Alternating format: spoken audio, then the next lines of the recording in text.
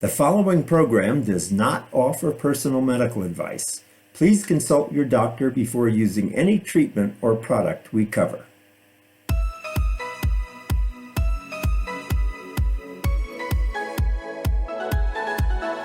Welcome to Go to Health Media with your host, Jonathan Marks.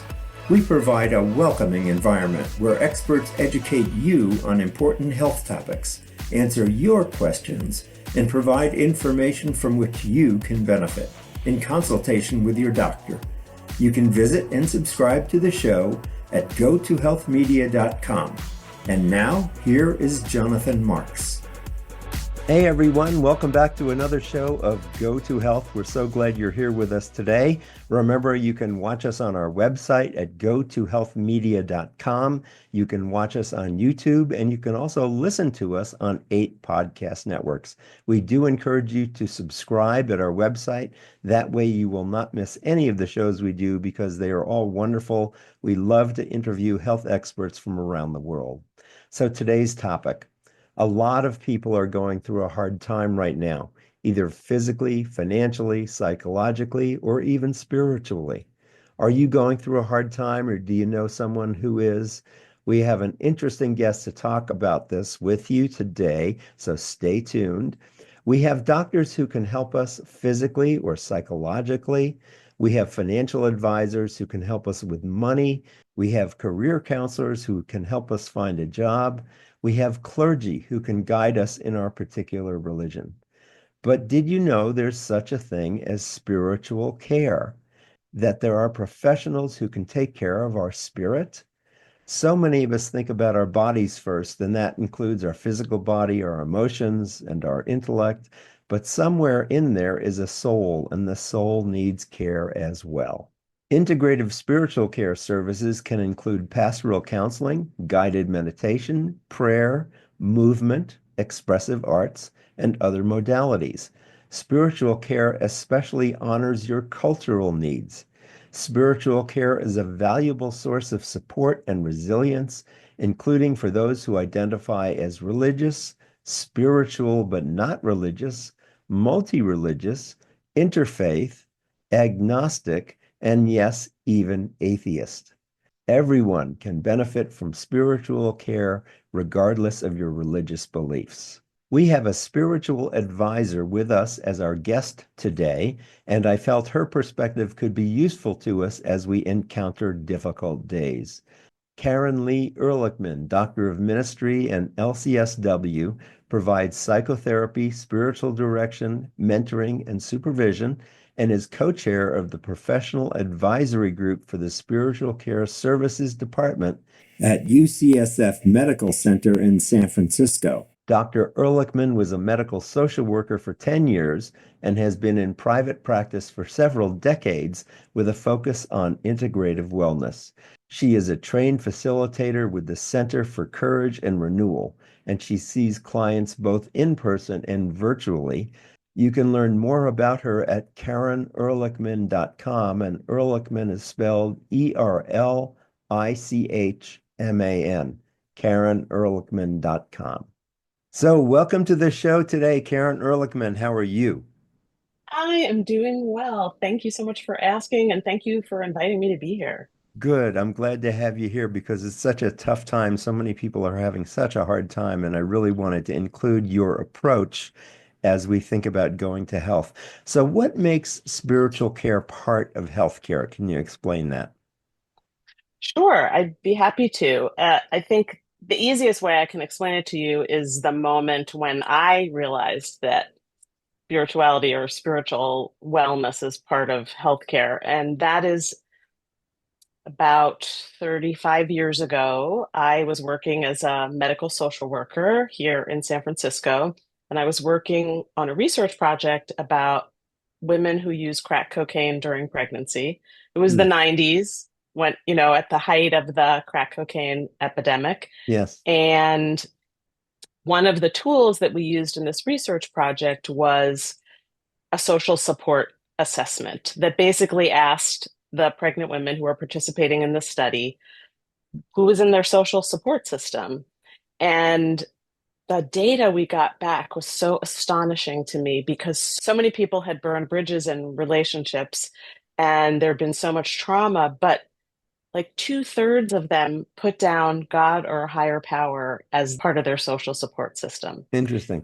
Yeah, fascinating. And I remember thinking at that moment, this is really important. I'm not sure why this is important, but I just had this feeling like this is important. I want to remember this.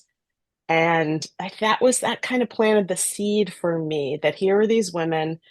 Pregnancy is often a time when women will take care of themselves for the sake of the health of the baby in ways that they might not take care of their own health because of trauma and poverty and other factors. Hmm. And so it was a real window of opportunity for us to hear their stories and to hopefully have a positive impact. And so that really stayed with me. And I thought, well, if I'm asking people about their psychological history, I'm asking people what they eat, how they sleep, about addiction or eating disorders, I can ask them about their spirituality too. Hmm.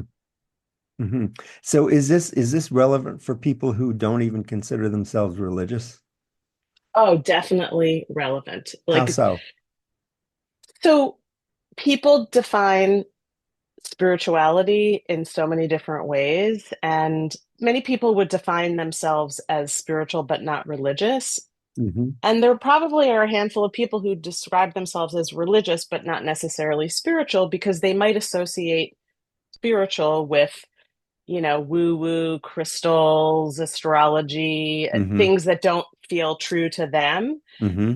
but they may come from many generations of religious affiliation or community participation, and that is what has meaning for them. Hmm. So for me, when I am exploring that with somebody, I'm not asking them about their theology unless that's what they want to talk about. It's really about meaning making and creativity and things inside and outside themselves that they may not be able to explain, but they sense and trust. Good. So you work even with people who are atheist or agnostic? Oh, definitely, definitely. Really?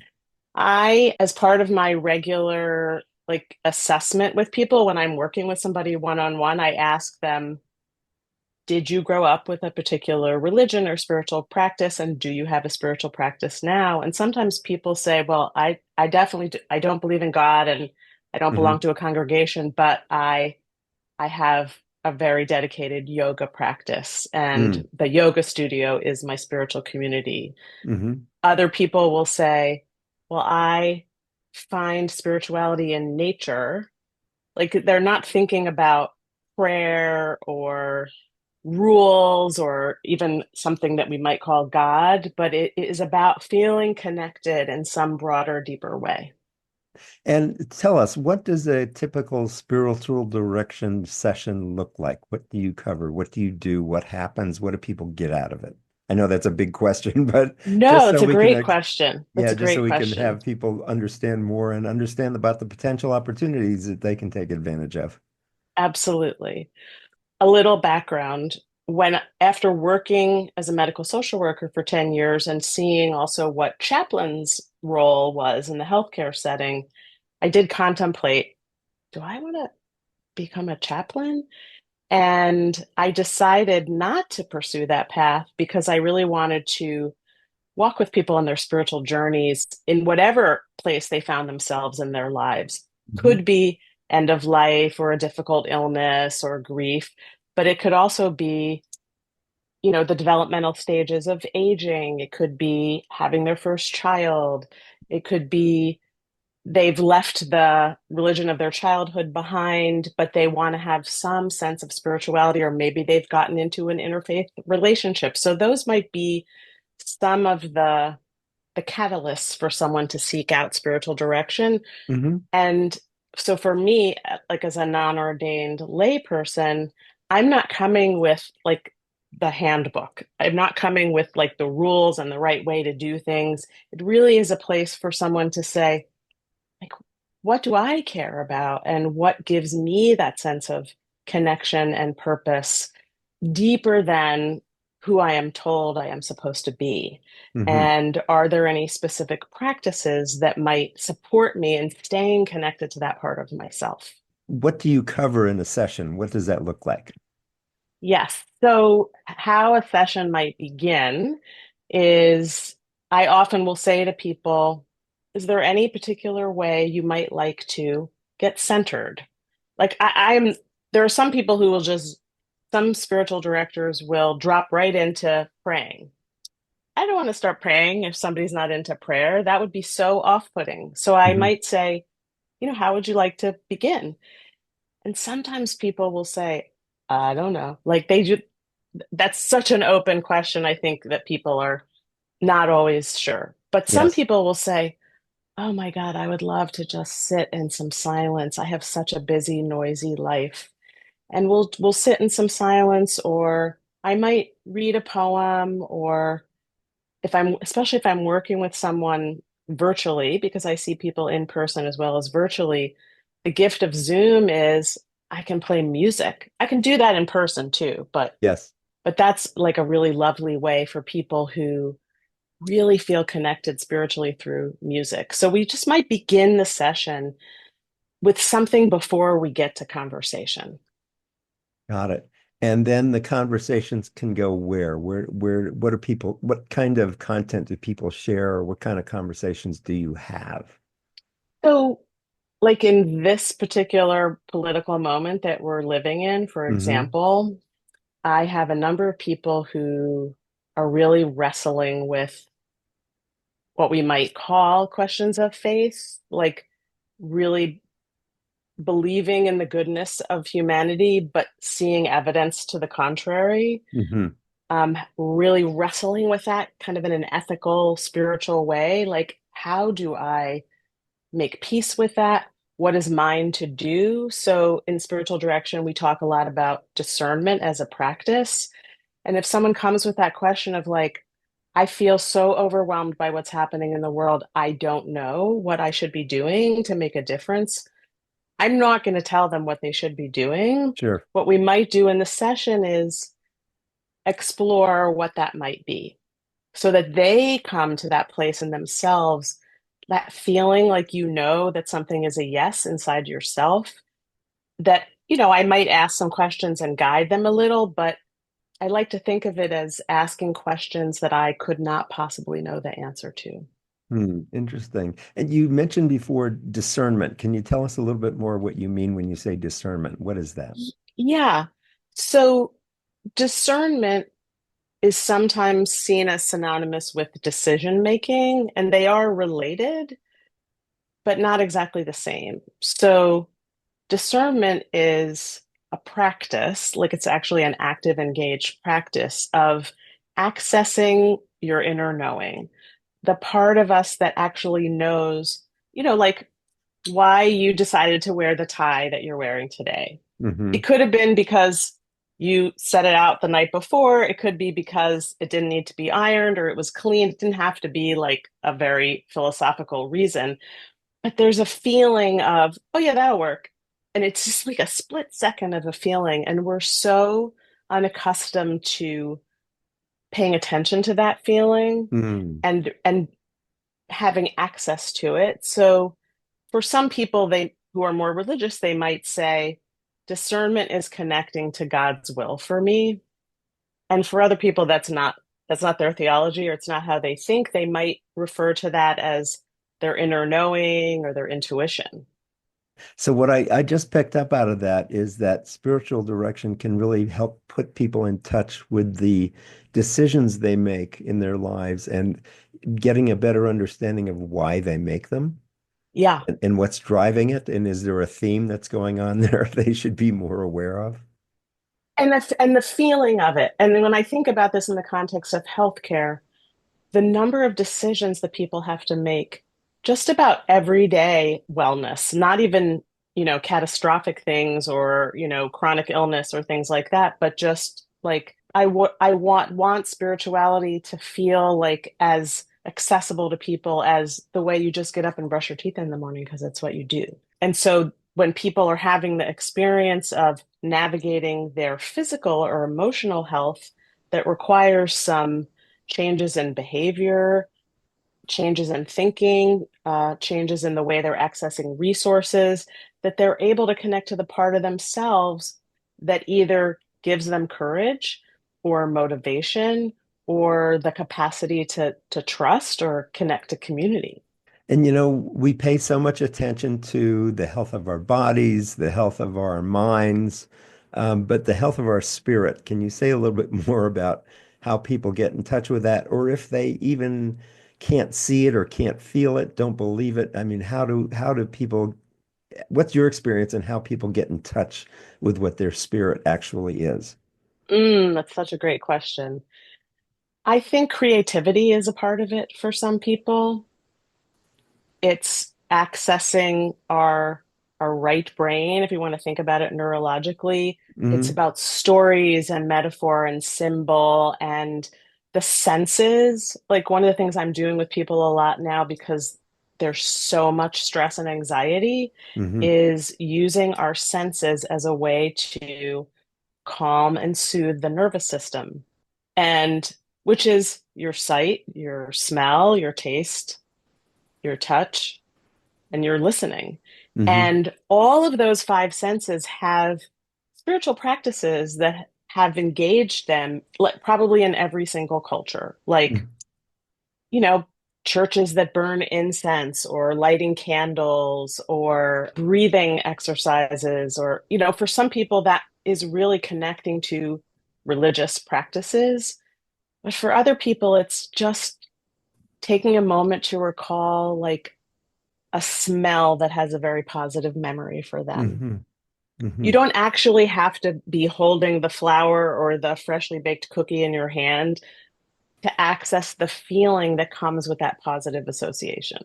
Very good. That's a great metaphor. I love that. So if people want to learn more, I have a couple more questions, but if people want to learn more and even possibly work with you, that you have a website and it's KarenErlichman.com. And let me spell Erlichman. It's Karen as usual. And Erlichman is Erlichman. Erlichman. I got that right? Yep, you got it. Good. So it's KarenErlichman.com, or you can also reach her on LinkedIn. She's there under Karen Ehrlichman. So, Karen, tell us a little bit more about how spiritual care is worked into healthcare systems and how it's really considered a part of healthcare. Great question. I really see spiritual care as part of multidisciplinary healthcare team. And that's not just me. The Joint Commission also recognizes spiritual care as part of healthcare. And sometimes that's with chaplains.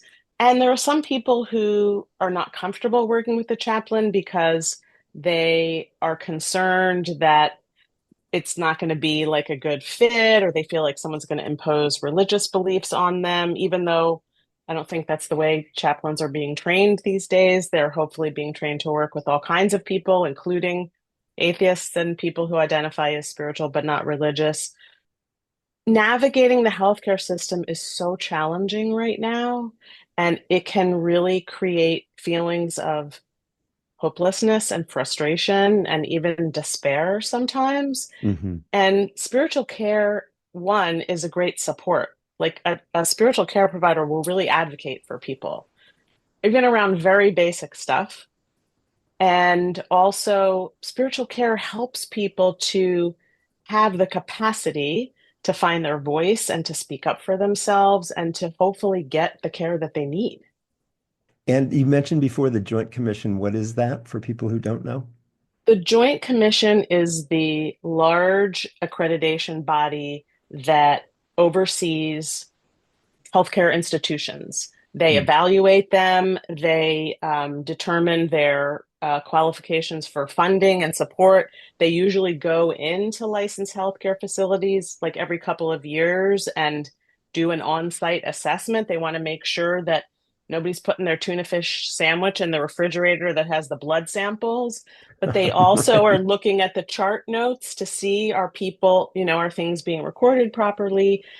And they do set some standards for care, not just for the nurses and physicians, but social workers and chaplains and the pharmacists. So they really oversee the accreditation of healthcare institutions. And they have very specific guidelines about spiritual care that are really about whole person care.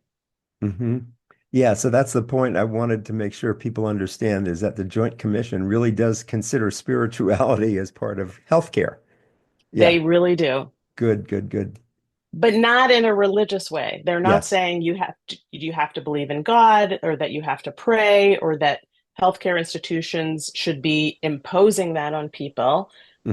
They're just saying this is part of what it means to be alive as a human being, and this really does impact people's wellness. And for example, like we now have all this research that shows that mindfulness meditation can improve people's cardiac health and their endocrine system, their immune system. Like we now have data that shows the connection between spiritual practice and physical well-being.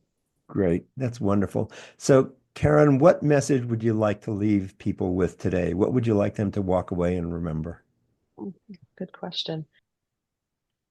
I hope that people walk away with a feeling that spirituality is something that's accessible to them and that spiritual direction is a resource that is really like someone companioning them on the journey, Hmm. an opportunity to explore that part of themselves without worrying about doing it right, a way to connect to where they come from, but also a way to be curious about where they are and where they're going.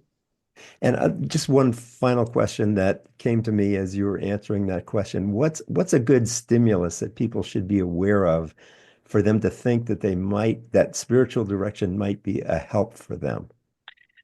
Oh, so many come to mind. I guess my first thought is a stimulus is if someone has had an experience that they can't explain, but they're curious about, like an experience either of synchronicity or a dream or something that like kind of sparked their sense of wonder that they might want to explore a little more deeply. So something positive. Oftentimes people seek out spiritual care around something painful, and that's true, but also sometimes people have some transcendent experience and they think, I don't know if I can talk to somebody else about that. They're going to think that this is crazy, but sometimes they're having a spiritual experience, and that might be the catalyst as well. Great. Thank you so much for being with us today and sharing your expertise and your insights. I think this is such an important time for people to be more in touch spiritually with themselves. These are challenging times, as you said before. And Karen is available to work with you either in person. Your office is in San Francisco, is that right? Yes. Good. Or online through Zoom. So she's got clients from all over the place. Karen Erlichman, and that's ERLICHMAN. KarenErlichman.com is where you can find her. Thanks so much for being with us today, Karen. Thanks, Jonathan. It was good to see you again. And remember, everybody, you can watch us on YouTube. You can visit us at our website at gotohealthmedia.com and opt in so you don't miss any of our shows. And you can also listen to us on 8 podcast networks. So thanks so much for being with us again today. We really appreciate your listenership and viewership. And remember, as we say at the end of every show, go to health. Take care. We'll see you again next time. Bye bye, and God bless.